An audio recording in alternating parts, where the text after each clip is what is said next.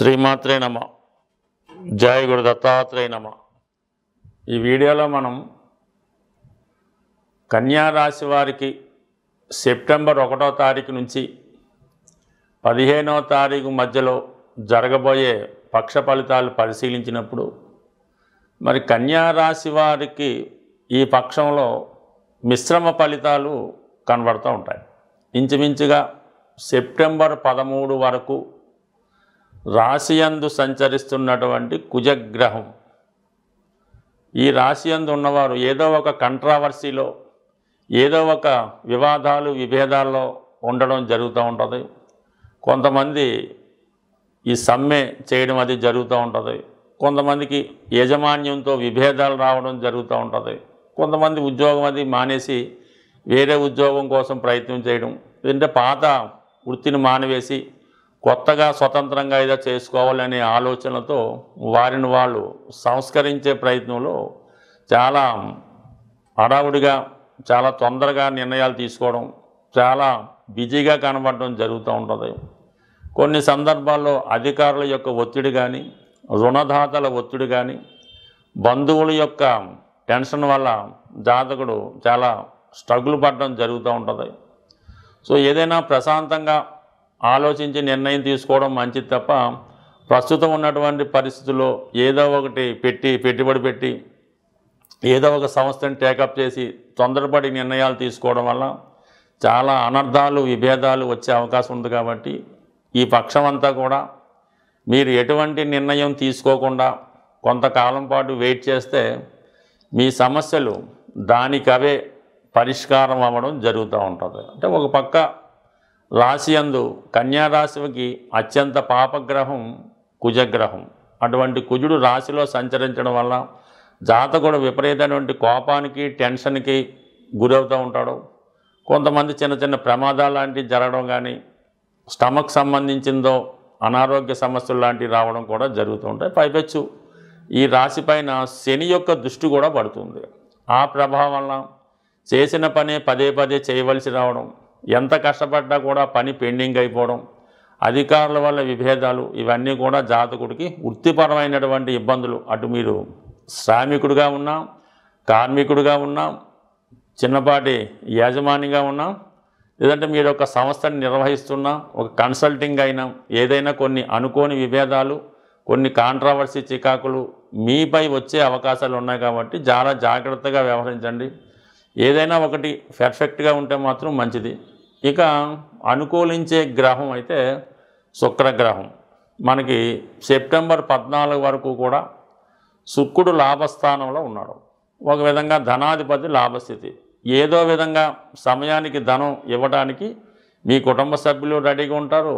మీ టాలెంట్కి తగు విధంగా ఉపయోగించుకోవాలని కొంతమంది ఎదురు చూస్తూ ఉంటారు. మీరు ఓకే అంటే మిమ్మల్ని వృత్తిలోకి తీసుకోవడం కానీ, మీకు మంచి పదవి కానీ, ఏదైనా ఒక ఇండస్ట్రీలో ఒక మంచి పోస్ట్ కానీ ఇవ్వడం జరుగుతూ ఉంటుంది. అంటే మీలో ఉన్నటువంటి టెక్నాలజీ వారికి నచ్చడం వల్ల మీరు వారితో కలిసి పని చేయడానికి ఇష్టపడితే మీకు వాళ్ళు సహకారం సంపూర్ణంగా లభించే అవకాశం ఉంది. అది ఎక్కువగా ఈ సినిమా ఇండస్ట్రీలో వారికి కానీ, సాఫ్ట్వేర్ ఇండస్ట్రీ, ఫైనాన్స్, బ్యాంకింగ్ రంగంలో ఉన్న వాళ్ళకి, రియల్ ఎస్టేట్ రంగంలో ఉన్న వాళ్ళకి కూడా ఇటువంటి అవకాశాలు ఇవ్వడానికి ఒక గొప్ప సంస్థ మీకోసం ఎదురు చూస్తూ ఉంటుంది. దాన్ని ఉపయోగించుకుంటారా ఉపయోగించుకోవడం అన్నది మీ యొక్క ఆలోచన బట్టి ఆధారపడి ఉంటుంది. బట్ ఏదైనా ఉపయోగించుకుంటేనే ఫ్యూచర్లో మీకు ఇంకా బెటర్ అవకాశాలు వచ్చే అవకాశం ఉంది. ఎందుకంటే భాగ్యాధిపతిగా ఉన్నటువంటి శుక్రుడు లాభస్థానంలో ఉండడం వల్ల కంపల్సరీగా ఇది భగవంతుడు ఇచ్చిన అవకాశంగా మీరు తీసుకోవాల్సి ఉంటుంది. సో ఏదో వాళ్ళ స్వార్థం కోసం ఇంకో రకంగా అనుకోకుండా మీకు భగవంతుడు ఈ విధంగా చెయ్యాలి అని నిర్దేశించే కంపల్సరీగా మీరు గతంలో వచ్చిన దానికన్నా తక్కువ వచ్చినా మీరు అందులో ప్రవేశించడం, వాడితో కలిసి పనిచేయడానికి ఇది ఒక ఆర్డర్గా మీరు భావించి ఈ నిర్ణయం తీసుకోవడం మంచిది. అంటే ఏదైనా ఒక అవకాశం భాగ్యాధిపతి ద్వారా వచ్చినప్పుడు అది కంపల్సరీగా మన అదృష్టంగానే భావించాలి. అదే అష్టమాధిపతి ద్వారానో షష్టాధిపతి ద్వారానో వచ్చినప్పుడు అది కొంతవరకు ఆలోచించి నిర్ణయం తీసుకోవాల్సి ఉంటుంది. కాబట్టి బట్ ఏదైనా ఈ విషయంలో మాత్రం జాగ్రత్తగా ఆలోచించండి. ఈ సమయంలో మీకు బాగా తెలిసినటువంటి మంచి హోదా కలిగినటువంటి స్త్రీల యొక్క సహకారం కూడా లభిస్తూ ఉంటుంది. అది మీ కుటుంబంలోని స్త్రీలే మీకు సహకరించవచ్చు. అంటే మీ కుటుంబంలో స్త్రీలు, మీ సిస్టరో, వదిన గారో, మదరో, ఆంటీయో ఏదో ఒక సంస్థలో ఉద్యోగం చేసుకుంటూ మిమ్మల్ని వాళ్ళు రికమెండ్ చేయడం వల్ల ఆ సంస్థ వారు మిమ్మల్ని తీసుకోవడానికి కూడా ప్రోత్సహించవచ్చు. ఆ విధంగా స్త్రీల యొక్క సహకారంతో మీరు పదవిలోకి రాయించే అవకాశం ఉంటుంది. అంటే సాధారణంగా ఈ మధ్యకాలంలో స్త్రీల సహకారం అంటే చాలామంది వేరే విధంగా అర్థం చేసుకుంటూ ఉంటారు.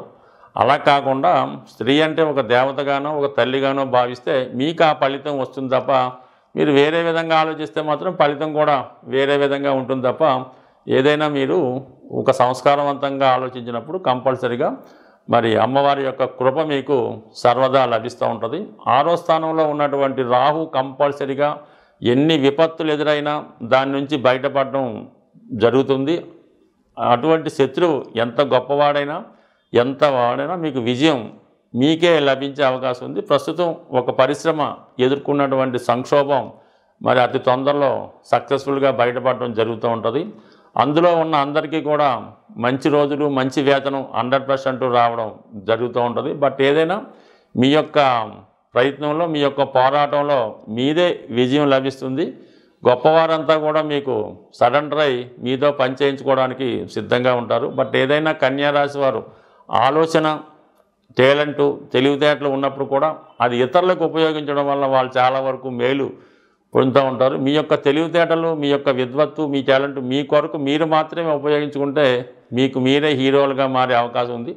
బట్ అటువంటి ప్రోత్సాహం రావాలని కోరుకుంటూ, ఏదైనా కన్యారాశి వారికి దశమంలో గురువు గౌరవప్రదమైనటువంటి హోదాని, కుటుంబంలో ఆర్థికపరంగా ధనస్థానాన్ని గురువు చూడడం వల్ల కుటుంబం అంతా సంతోషంగా ఉండే రోజులు తొందరలోనే వస్తున్నాయని ఆశిస్తూ, మరి ప్రస్తుతం 12 రాశుల వారికి ఈ పక్షంలో వస్తున్నటువంటి మహాలయ పక్షాలు అంటే మీ యొక్క పితృదేవతల్ని సంతృప్తి పరచడానికి వచ్చినటువంటి రోజులు ఇవి. సాధారణంగా జన్మజాతకంలో పుట్టినప్పుడు కానీ కొన్ని సందర్భాల్లో గోచారరీత్యా కూడా ఇటువంటి పితృదోషాలు అన్నవి ఏర్పడుతూ ఉంటాయి. ఈ పితృదోషాలు ఏర్పడుతున్నాయి, అవి మనకి ఎంతవరకు ప్రభావం చూపుతున్నాయి అని తెలుసుకోవడానికి ఏదైనా ఒక సంఘటన, ఒక దుర్ఘటన పదే జరుగుతుంది ఆ కుటుంబంలో అనుకున్నప్పుడు కంపల్సరిగా ఆ కుటుంబం మీద పితృదోషం ఉందని గమనించవలసి ఉంటుంది. ఉదాహరణకి ఆ కుటుంబంలో ఇది 6 నెలలకి సంవత్సరానికి ఎవరో ఒకరు మరణించడం జరుగుతూ ఉంటుంది. కొంతమందికి వారి యొక్క పెంపుడు జంతువులు మరణించడం, మళ్ళీ ఇంకోటి తెచ్చుకుంటే మళ్ళీ 6 నెలలు చనిపోవడం, అలాగే మనకి ఈ పాడినిచ్చే గోవులు కానీ గేదెలు కానీ ఏదో కారణం వల్ల అవి చనిపోవడం జరుగుతూ ఉంటుంది. తరచూ గృహంలో దొంగతనాలు జరుగుతున్నాయి. ప్రతిసారి మనకి ఉద్యోగంలో పోగొట్టుకోవడం జరుగుతుంది. ఆ కుటుంబంలో నిరుద్యోగులు ఎక్కువ మంది అయ్యారు. ముఖ్యంగా సంతానం పదే ప్రెగ్నెన్సీ అబార్షన్ అవుతుంది. ఇవన్నీ కూడా పితృదోషానికి కారణం అవుతూ ఉంటాయి. అలాగే ఇంట్లో కుటుంబ సభ్యుల మధ్య గొడవలు, ఒకరికొకరు కొట్టుకోవడం, ఇవి కూడా దానికి కారణం అవుతూ ఉంటుంది. ఇటువంటి పితృ సమస్యలతో, పితృదోషాలతో బాధపడుతున్న వారికి ఈ నెలలో వస్తున్నటువంటి మహాలయ పక్షాల్లో వారి యొక్క దోషాన్ని పరిష్కరించుకోవడానికి చక్కని అవకాశం కలుగుతూ ఉంటుంది. వారి సాంప్రదాయ ప్రకారం మీ కుల పెద్దలను కానీ మీ కుటుంబ పెద్దలను కానీ ఆశ్రయించి వారు చెప్పిన విధంగా మీకు వచ్చినటువంటి కష్టాన్ని బట్టి ఈ మహాలయ పక్షాల్లో దానం చేయడం వల్ల కానీ, సేవించడం వల్ల కానీ, సేవ చేయడం వల్ల కానీ ఈ విధంగా మీరు మీ పితృదోషాలని సరిచేసుకుంటే కంపల్సరిగా తర్వాత మీకు ఇటువంటి దుర్ఘటనలు జరగకుండా అదృష్టంగా మారే అవకాశం ఉంది. బట్ ఏదైనా ఇది ఒక అవకాశం ఈ రాశి వారికి. బట్ మనం ప్రతినిత్యం దీపారాధన చేసుకుంటున్నాం, విష్ణు సహస్రనామం చదువుతున్నాం, సూర్య నమస్కారం చేసుకుంటున్నాం, గుడికి వెళ్తున్నాం, తిరుపతి వెళ్తున్నాం, అయినా కూడా ఈ కష్టాలు వస్తున్నాయంటే దానికి పితృదేవతలు కారణమవుతుంటారు.